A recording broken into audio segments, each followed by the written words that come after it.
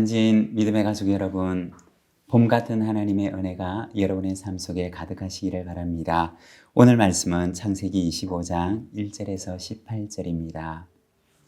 아브라함이 후처를 맞이하였으니 그의 이름은 그두라라. 그가 시므란과 욕산과 무단과 미디안과 이스박과 수아를 낳고 욕산은 스바와 드단을 낳았으며 드단의 자손은 아수르 족속과 르두시 족속과 르움미 족속이며 미디안의 아들은 에바와 에벨과 한옥과 아비다와 엘다이니 다 그드라의 자손이었더라.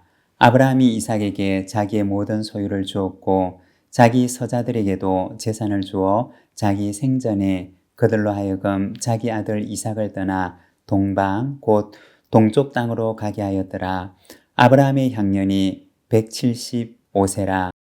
그의 나이가 높고 늙어서 기운이 다하여 죽어 자기 열조에게로 돌아가매 그의 아들들인 이삭과 이스마엘이 그를 마므레 앞 헷 족속 소알의 아들 에브론의 밭에 있는 막벨라 굴에 장사하였으니 이것은 아브라함이 헷 족속에서 산 밭이라. 아브라함과 그의 아내 사라가 거기 장사되니라. 아브라함이 죽은 후에 하나님이 그의 아들 이삭에게 복을 주셨고 이삭은 부엘라 헤로이 근처에 거주하였더라. 사라의 여종 애굽인 하갈이 아브라함에게 낳은 아들 이스마엘의 족보는 이러하고 이스마엘의 아들들의 이름은 그 이름과 그 세대대로 이와 같으니라.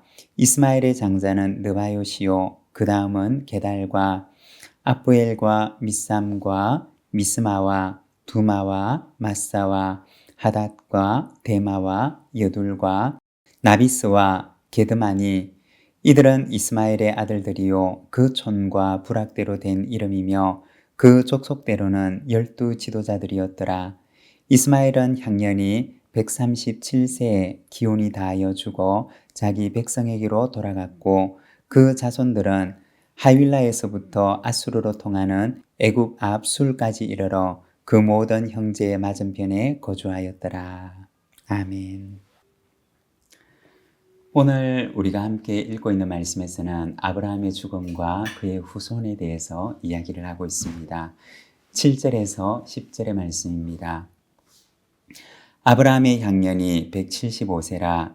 그의 나이가 높고 늙어서 기운이 다하여 죽어 자기 열조에게로 돌아가매 그의 아들들인 이삭과 이스마엘이 그를 마므레 앞 헷 족속 소알의 아들 에브론의 밭에 있는 막벨라 굴에 장사하였으니 이것은 아브라함이 헷 족속에서 산 밭이라. 아브라함과 그의 아내 사라가 거기 장사되니라. 아브라함에게 주어진 175년의 삶이 마무리됩니다. 여러분, 우리가 아브라함의 삶을 보게 되면 그는 75세에 하나님의 부르심을 받고 약속의 땅 가나안으로 오게 됩니다. 그때로부터 100년 동안 그는 가나안 땅에서 살아갑니다.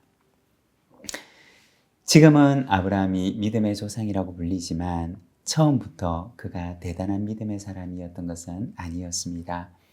하나님의 약속을 믿지 못하고 약속의 땅을 떠나게 되었던 적도 있었습니다. 그리고 아내를 누이라고 속이면서 아내에 대한 남편의 의무를 다하지 못했던 적도 있었습니다.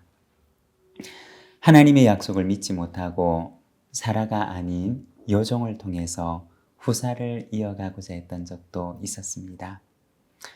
수많은 시행착오를 통해서 그는 하나님을 조금씩 알아가게 되었던 것입니다. 처음에는 그의 믿음이 어린 나이와 같았다가 나중에는 장성한 믿음의 사람이 됩니다. 이제 그에게 주어진 시간이 다가고 8절에 보면 나이가 높고 늙어서 기운이 다하여 죽어 자기 열조에게로 돌아갔다라고 이야기를 합니다.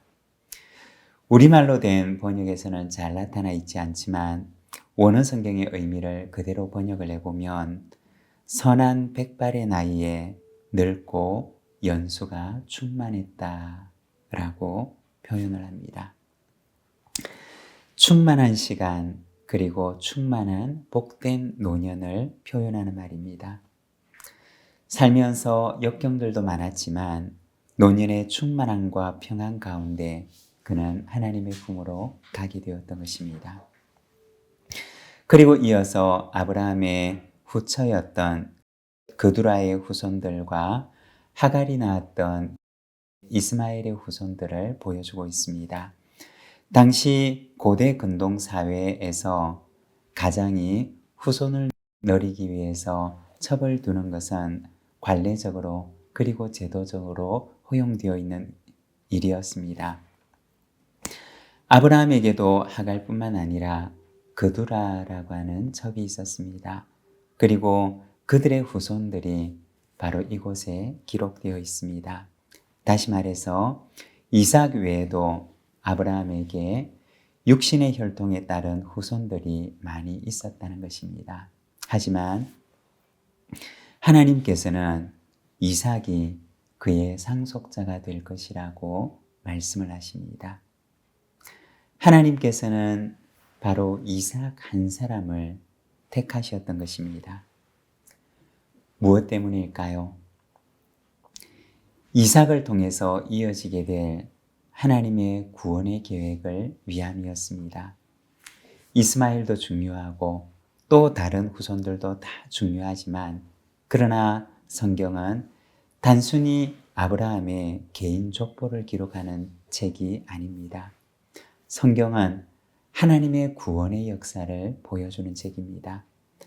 다른 이들도 모두가 다 소중하고 중요한 사람들이지만 하나님의 구원의 계획은 하나님께서 이삭을 통해 이어가시겠다라고 말씀하셨던 것입니다. 12절부터 18절까지는 이스마엘의 족보를 보여주고 있습니다. 이스마엘은 137세까지 살고 그에게서 12 지도자들이 나오게 됩니다. 그의 후손들은 하윌라에서부터 아수르로 통하는 애굽 앞 술까지 이르렀다라고 이야기를 하는데 이 지역은 오늘날 아라비아 지역을 의미하는 것입니다. 우리가 시간을 거슬러 올라가 보면 하나님께서 아브라함에게 그리고 하갈에게 이스마엘에 대한 약속을 하십니다. 아브라함은 그에게 주어진 시간을 다하고 열조에게로 돌아갔지만 하나님의 약속은 이스마엘과 그의 후손에게 함께하고 계셨던 것입니다. 하나님의 신실하심은 계속되고 있었던 것입니다. 하나님은 이삭을 사랑하심처럼 이스마엘도 사랑하시고 다른 후손들도 역시 사랑하십니다. 그리고 그들의 삶을 복되게 인도하십니다. 하지만 온 인류를 구원할 하나님의 구원의 계획은 오직 이삭을 통해서 이루어 가시는 것입니다. 다시 말해서 예수 그리스도를 통해 이루어진 하나님의 계획은 다시 온 세상을 향해서 나아가야 하는 것입니다. 왜냐하면 하나님께서는 그들도 동일하게 사랑하시기 때문입니다. 하나님의 구원과 사랑의 계획의 동력자가 되는 저와 여러분이 되시기를 바랍니다. 기도하겠습니다. 하나님 아버지 은혜를 감사합니다. 오늘 우리가 주님의 말씀을 바라봅니다. 주님, 어린 믿음을 가졌던 아브라함을 장성한 믿음으로 이끄시는 우리 하나님의 그 인도하심을 우리가 바라보며 또한 이삭도 사랑하시고 이스마엘도 사랑하시고 나머지 모든 후손들도 사랑하시는 하나님의 그 사랑을 바라봅니다. 이삭을 통한 계보를 통하여 그리스도를 우리에게 주시고 하나님의 구원의 계획을 이루심을 감사합니다. 그리고 그 구원의 계획이 하나님께서 사랑하시는 온 세상을 향하여 다시 나아가야 함을 우리가 말씀을 통하여 바라봅니다. 주님이여, 우리를 주님의 그 구원의 계획에 증인으로 삼으셨사오니 하나님이여, 이 복된 소식을 내 이웃에게, 내 형제 자매에게, 그리고 온 세상에 전하는 저희들이 될 수 있도록 인도하여 주시옵소서. 예수님의 이름으로 기도드립니다. 아멘.